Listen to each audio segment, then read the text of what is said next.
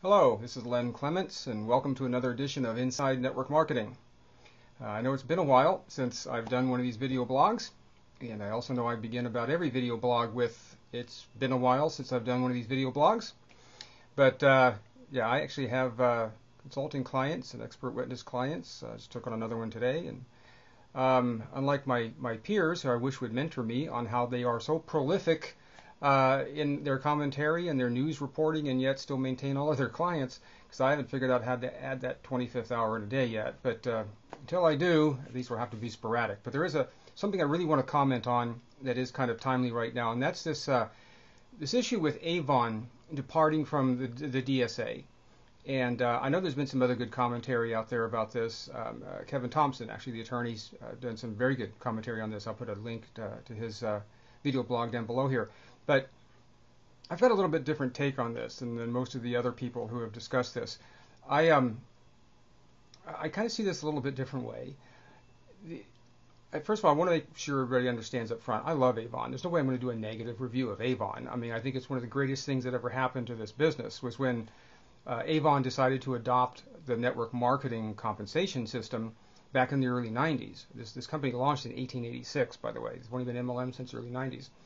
And I believe that they are arguably the most retail-oriented MLM business in existence today. I say arguably only because, I don't know, maybe some Tupperware or Discovery Toys people or something might want to argue with that. But in my opinion, it's Avon. I mean, I really think they're just a class act overall. But it's like my best friend of my whole life. Back a few years ago, did something kind of stupid, and I called him out on it. And I love the guy, and he's still my best friend. So sometimes you got to practice a little tough love. So kind of going to be doing that against Avon here. Because their explanation for why they've left the DSA just doesn't make sense. I mean, there's got to be some other reason they're not telling us, because their reasons just doesn't make sense. So if you haven't been following this, Avon, which is, by the way, the largest network marketing company in existence, they and Amway kind of flip-flop from year to year. I think right now Avon is the largest direct selling company. And the Direct Selling Association, the trade association that serves the direct sales industry, which Avon actually helped found. Avon was one of the founding companies of the DSA many years ago. But they have chosen to stop paying their dues and to leave, to exit the trade association. And of course, that's kind of shaken up the industry, and all the critics are just going ape poop over this and exploiting it and making up a bunch of exaggerated, ridiculous reasons for why they think Avon's doing this. Having said that, though, indirectly, for all intents and purposes, Avon has kind of thrown the rest of the industry under the bus here by doing this in the way that they've explained why they're doing it. Here are some, what I'm talking about in their own words. They say, and I'm quoting, this was part of a letter that they sent to many other members of the direct sales community in explaining and announcing why they're leaving the DSA. They say, "The Avon business model does not rely on, nor does it encourage, sales of inventory, training, or business support materials between representatives." They go on to say, "When ordering products for your customers, make sure you will be purchasing from the company, not from the individual who recruited you, and that your earnings will be paid by the company." That made sense maybe back in 1974. Here's why. First of all, no MLM company today in existence has distributors buy inventory and then resell out of their own inventory more products to their downline. No company in existence has distributors pay other distributors. All MLM companies now pay their distributors. So I have no idea what Avon is talking about in the year 2014. There are a few companies, a very small minority, who do still allow their distributors to create sales aids and training tools and stuff like that and resell them to their downline. The majority don't even allow that. The largest DSA member company does allow that, but even that company has dramatically reined in that process over the last few years. But again, that doesn't apply to the large majority of DSA companies either. So this is just not applicable. And when Avon is saying this, as part of their explanation for why they're leaving the DSA, they're obviously implying that many other companies are doing this, and this is what differentiates them from those other companies. And it's just absolutely not true. Quick little history lesson. Back in the previous to maybe early 80s, there was most MLM companies, like Amway, for example, you bought inventory and you took your cut and you resold that inventory for profit to your downline. Then they took some inventory out and you took their cut and they resold it to their downline. That's how each level got paid, because computers were way too expensive back then and they couldn't track the trees and commissions and stuff. In the early mid-80s, when computers got small enough, powerful enough, cheap enough for companies to start using them to do that, distributors stopped paying and distributing volume amongst themselves. And the company's done it ever since the mid-80s. So again, I have no idea what Avon's talking about here. Number 2, Avon says, Avon has reasonable return policies and representatives are not left holding excess inventory. Again, implying that would not be true in some other DSA member companies. I have no idea what they're talking about. Almost every MLM company now has reasonable return policies. All the other major companies do. Amway, Nu Skin, USANA, they all do. The DSA advocates 90% for 1 year. Most companies seem to be adopting that. So again, in no MLM company today, at least any legitimate one, the vast majority, would that apply. Doesn't make any sense. Number 3, Avon limits earnings to 3 generations. Notice I said generations. They do not promise commissions on infinite levels. This, quote, promotes and incentivizes representatives to focus on retailing products, end quote. So by only paying 3 generations, unlike all these other MLM companies, and not promising infinite sales on your volume in depth, they're different than these other companies and somehow this is going to promote and incentivize retailing products, not building a sales organization. There's something wrong with that on multiple levels, slight pun intended. Let's start with, for example, no company pays on infinite levels. None, DSA member or otherwise. It would be mathematically impossible to do that. There are a few where some distributors claim they pay infinitely deep, but no company does that. You can't pay infinitely deep. No compensation plan does that. Not even binaries. No plan pays infinitely deep. So again, I have no idea who they're talking about. That doesn't exist. 3 generations. A generation is not a level.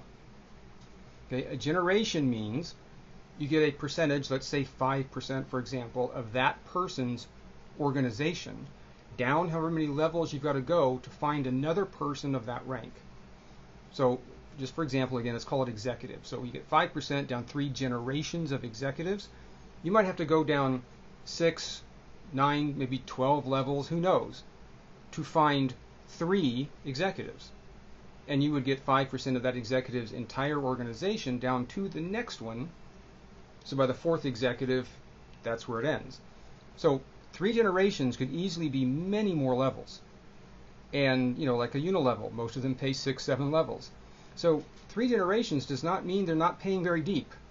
And there's still a huge incentive here to build a sales organization and make a lot more money off those overrides than from retailing, which, by the way, there's nothing wrong with. It doesn't make you a pyramid. Ray Kroc learned that, I can stop flipping hamburgers myself and get a bunch of other people to flip hamburgers for me and take a much smaller percentage of all their sales, and I'll make a lot more money that way. So, again, that's just how business works. It's just common sense, economics. So again, there's always going to be an incentive, a greater incentive and a greater income opportunity in residuals from building an organization than retailing. That applies to Avon as well, but you know what? I don't even have to make a case for this because Avon's already done it. If you go to their website to this day, right now, and look in the chronological history of Avon, and look right there where they talk about when they introduced a multi-level marketing compensation plan in the early 90s. They say this new earnings avenue could exponentially increase the amount of money her Avon business generated. It's the reason some representatives today are running multi-million-dollar Avon businesses. That's what they say about adding an MLM aspect to their otherwise retail opportunity. The MLM part of it is going to exponentially increase the amount of money that's generated and has produced multi-million-dollar Avon businesses. But now, as part of this explanation for why they're leaving the DSA, it's they only pay 3 generations, which emphasizes retailing as opposed to doing this thing that they claim will exponentially increase the amount of money that you make and produce million-dollar businesses. Yeah, it doesn't make any sense. That incentive is still there, just 3 generations doesn't change it. In fact, it's almost kind of insulting that they would imply that. So, anyway, they go on to say, we believe the association's, the DSA's, agenda in the U.S. is overly focused on the issues of a few specific brands rather than industry-wide challenges. But only a few specific brands are being challenged, namely Herbalife right now. So they're basically saying because the DSA is focusing on just that particular company's challenge instead of industry-wide. But what Herbalife is being challenged on right now, if those challenges are successful and change Herbalife in the way that these people who are challenging them want them to change, that would absolutely negatively affect the entire industry. And the DSA has said this. They've declared it. They've said, look, if we don't go after a defense of any particular brand, but if what that brand is being attacked for will affect all network marketing companies negatively or all direct selling companies, then yeah, we'll respond to it, as they should. And in fact, these challenges do potentially affect the entire industry. How could there possibly be anything wrong with the DSA responding to things like what Bill Ackman is doing right now with Herbalife or the FTC's investigation of them or whatever? This is not just I've been preaching this for a while now. You've seen in other videos. I've said this is not just an Herbalife challenge. This is kind of like FTC versus Amway all over again, like in the 90s. Of course, the DSA recognizes that as well. Just strange that Avon apparently doesn't. It's odd. Anyway, they go on to also say that we believe that the DSA Code of Ethics in the United States requires updating to better reflect the current state of the industry in the U.S. So again, they're kind of suggesting that how it is now, again, it's vague what that means, but it needs to be updated to better protect the consumer, I suppose.